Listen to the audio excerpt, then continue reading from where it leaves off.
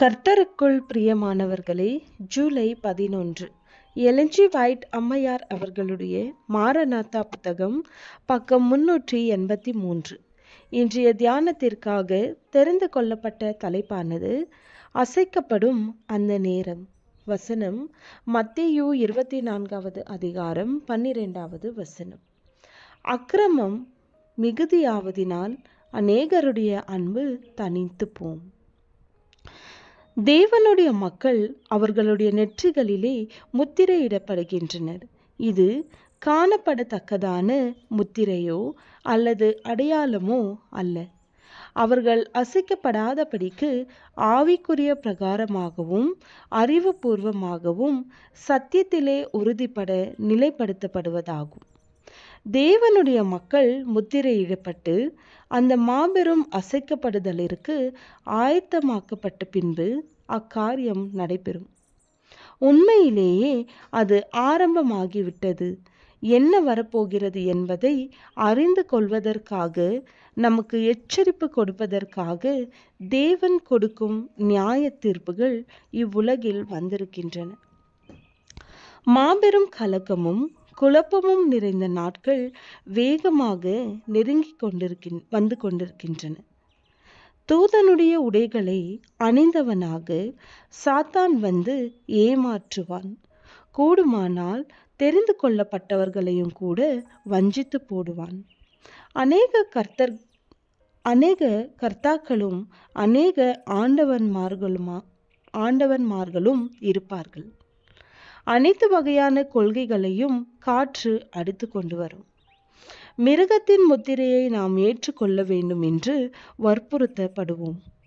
ஏளனத்திற்கும் அவமதிப்பிற்கும் சிறைவாசம், மரண தண்டனை என்ற பயமுறுத்தல்களுக்கும் தங்களை ஒப்பு கொடுப்பதை விட படிப்படியாக உலக பிரகாரமான கோரிக்கைகளுக்கும் உலக பிரகாரமான பழக்கங்களுக்கும் ஒத்திசைவாக சென்று அந்த வல்லமைகளுக்கு ஒப்பு கொடுப்பது அதிக கடினமான காரியம் அல்ல என்பதை காண்பார்கள்.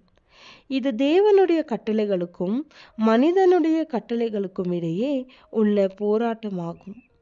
இந்த காலத்திலே சபையிலே பொன்னிலுள்ள களிம்பு அகற்றப்பட்டு சுத்திகரிக்கப்படும். உண்மையான தேவ பக்தியானது அற்பமான பகட்டு பொருள், தோற்றம் ஆகியவென்று தெளிவாக வேறுபட்டு காணப்படும். நம்மால் வியந்து பாராட்டப்பட்ட மின்னுகிற நட்சத்திரங்களைப் போன்று பிரகாசித்த அநேகர் பின்னர் இருளிலே சென்று மங்கி மறைந்து போவார்கள். உமியானது மேகம் போன்று மேலே எழும்பி காற்றினால் அடிக்கப்பட்டு கொண்டு போகப்பட்டுவிடும்.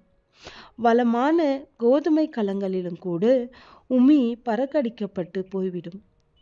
ஆசரிப்பு கூடாரத்தின் அணிமணிகளை ஏற்றுக்கொண்டவர்கள் கிறிஸ்துவின் நீதியின் வஸ்திரத்தினால் தரிப்பிக்கப்படாவிட்டால் தங்கள் சொந்த நிர்வாணத்தின் வெட்கத்திலே காணப்படுவார்கள். ஆனால் சத்தியத்தை ஏற்றுக்கொள்ளும் மனிதரும் உண்டு. ஒழுங்கை மீறி சத்தியத்தை விட்டு விலகி செல்வதினால் ஏற்படும் வெற்றிடங்களை அவர்கள் நிரப்புவார்கள். உண்மையான கிறிஸ்தவ கொள்கைகளை பின்பற்றுவோர் இத்தகையோர் விட்டு சென்ற இடங்களை பெற்றுக்கொள்வார்கள்.